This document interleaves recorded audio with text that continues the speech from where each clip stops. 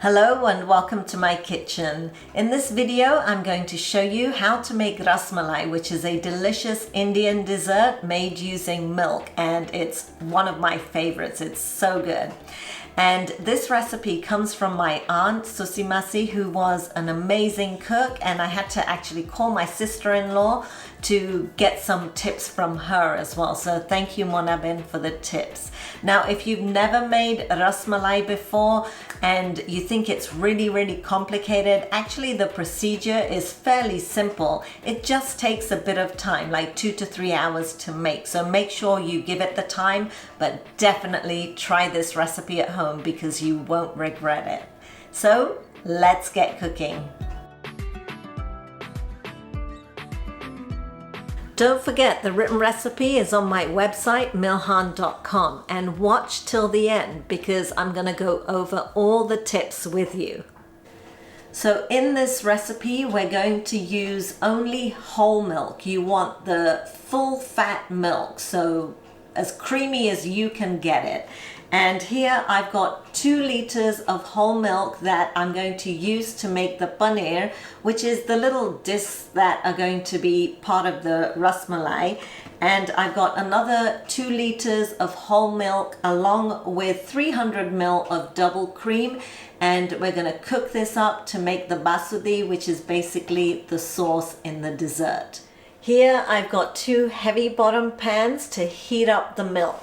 In this larger pan, I'm going to heat up the cream and the milk on a medium-low heat and just cook it slowly so that it evaporates and starts to thicken. And this will take a couple of hours. And you want to make sure that your heat is not too high, otherwise the milk will start sticking at the bottom. And as you scrape it, you'll end up with these brown bits in the basudi, and it's just not nice. You don't want to do that. So make sure your heat is not too high on that. In this other pan, we're going to gently bring the milk to a boil on a medium heat and then add some vinegar to it, and we're going to separate the curd and the whey. Now, to stir the separate milks, I've got 2 different spoon rests and 2 different spoons, and the reason for this is in this pot I'm going to add vinegar, and I don't want to accidentally mix up the spoons and have the basudi split as well. So make sure you keep your spoons separate and the spoon rests separate as well. And for the paneer, I like to use a round spoon. So just carefully keep stirring it and make sure that it doesn't stick at the bottom and that the heat is not super high. For the basudi, I like to use one of these flat spoons, taleto, and just again keep stirring it to make sure it doesn't stick at the bottom. While the milk is heating up, I've got some of my equipment ready. So I've got a small colander here along with a fine cloth. You can use cheesecloth if you have cheesecloth. And basically we're going to put the cloth over the colander, and then once we've separated the curd and the whey, we're going to put this in the sink and pour the mixture in here so that we only get left with the curd in here. I've also got some malt vinegar and a tablespoon measure, so we can add 3 tablespoons of malt vinegar to the heated up milk to separate the curd and the whey. If you have white vinegar, you can use white vinegar as well. The milk is just coming to a boil now, and it's taken a good 30 minutes to get here. So I'm going to add 2 tablespoons of malt vinegar first, and then I'll add 1 more.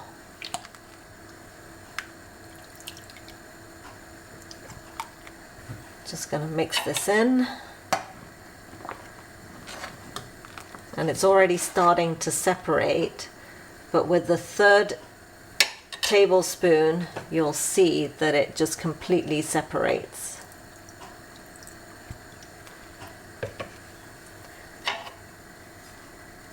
It'll start separating very quickly. There you go. You see the sudden change in color. So now I've got the curd and the whey. So I'm just going to mix it up really well. And we don't want to cook it too long at this point. So I'm going to turn off the heat. And basically you're just looking for the whey to be completely clear like this. And we're just going to pour it into the cloth carefully. And then we want to drain it and wash it in some cold water, because you want to wash off all the vinegar.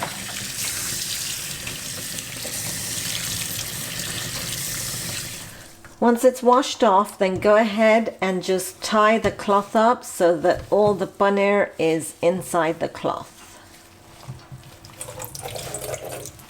And squeeze out as much water as you can.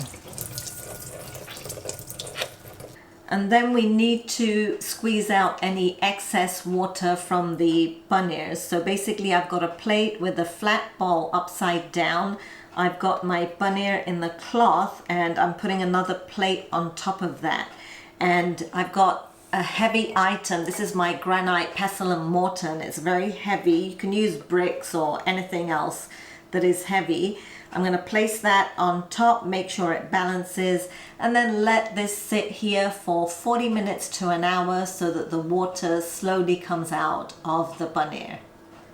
In the meantime, my basudi is continuing to cook here and it's coming along nicely. It's not sticking at the bottom and it's just cooking away. So we want to reduce this to about half of what it was in the beginning. So it's still got a ways to go.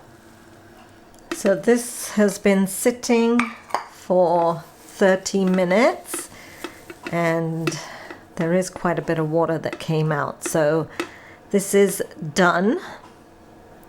And I'm just going to check on my basudi as well.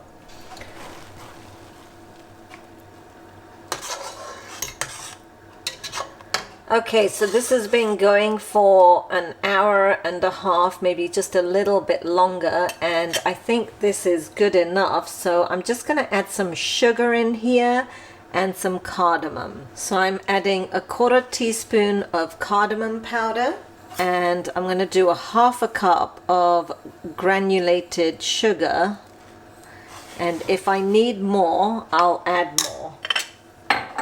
But I'm putting a 1/2 cup in just to start with. So I'm just going to stir it and let that simmer for a little while. Once the milk simmered for about a minute or so and the sugar's allowed to melt in there, just go ahead and taste it to see if it's sweet enough. It's pretty good, but I'm just going to add 2 more tablespoons of sugar in here.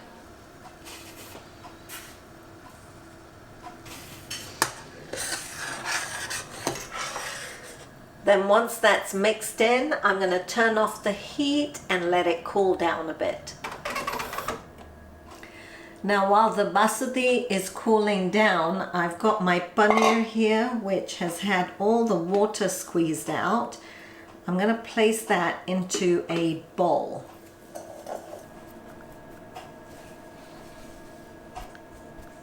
And into this paneer, I'm just going to add about 1/8 of a teaspoon of cardamom powder and a little bit of fine semolina. So I've got a heaped 1/4 teaspoon in there. Actually, I'm going to make it a 1/2 teaspoon of fine semolina powder in here. And I'm going to break up my paneer and just mix this up until it comes together really nicely. So we're going to knead it like this for a good few minutes. After a little while, you'll see it's starting to come together. You see that? It's coming together nicely. So just kind of knead it so that it does come together nicely. And then we're going to make balls from it. So you can see it does come together quite nicely.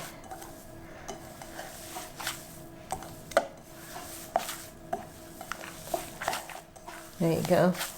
So now you'll be able to make balls from this.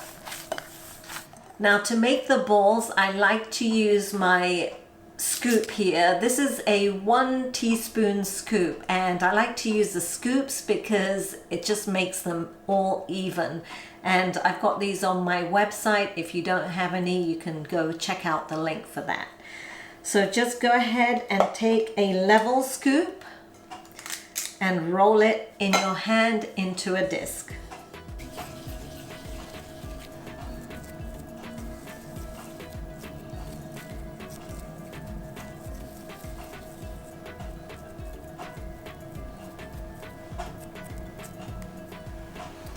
Before we finish rolling all our discs, we want to put some water into a pressure cooker. So I've got 4 cups of water here.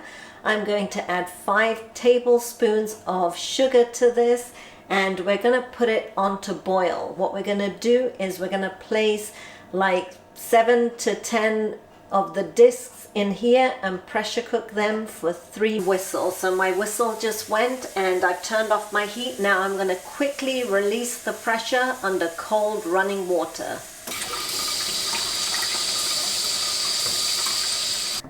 So you can see that they've increased in size a little bit. So we're going to remove this from the water.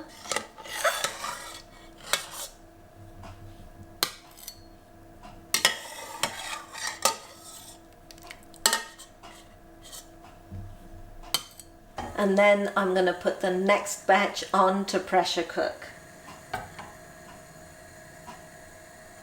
Then you can go ahead and pour your basudi into a container, and it will still be a little bit warm, but then go ahead and put your pressure cooked little discs inside the basudi, and they will expand as they sit inside the basudi, as they absorb this delicious flavored milk.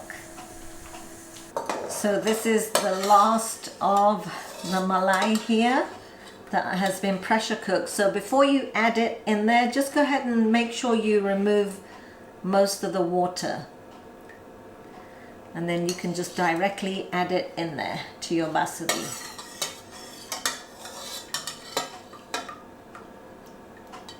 Don't squeeze them too much, just gently to remove any excess water.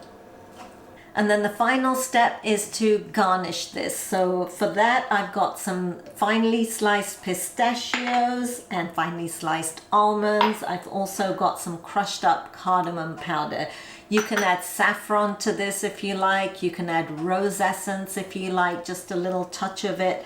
But the flavor of the milk in here is just so good. You don't actually need rose essence in here.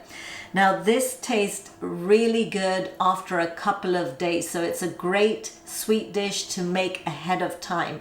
As this sits, the little discs will absorb some of that creamy milk and it enhances the flavor of the whole dessert. So make sure that you make this in advance and keep it in the refrigerator. And finally, I'm going to go over all the main points with you. So number 1, make sure that you use whole milk. You want to use full fat milk in this dish. Number 2, make sure you don't have your heat on too high when you're heating up the milk, because you don't want the milk to burn at the bottom.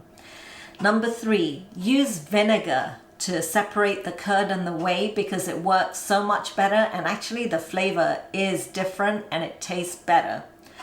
Number 4, make sure you keep your spoons and spoon rests separate for the milk that you're splitting with the vinegar and your basudi. Otherwise, they both will split and you'll have a royal mess. Number 5, use fine semolina. Once you've washed your paneer, use fine semolina to kind of bind it together. You'll get a much better texture. Number 6, now I have to think about this. Use a pressure cooker. Make sure you use a pressure cooker to boil the discs, because actually they come out so much better. This is a tip that my sister-in-law told me.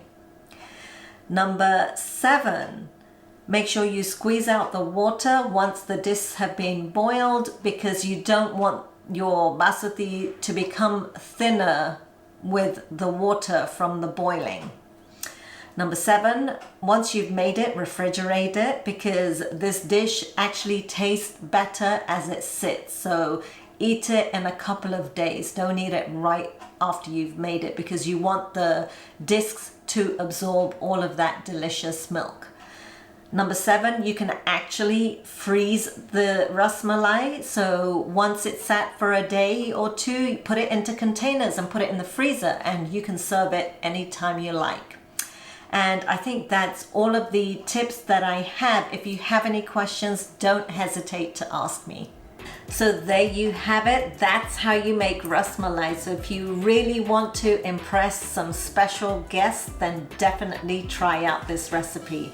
I do hope you enjoyed watching this video. If you did, give me a thumbs up. And if you're liking my recipes, then definitely please do share them with your friends and family.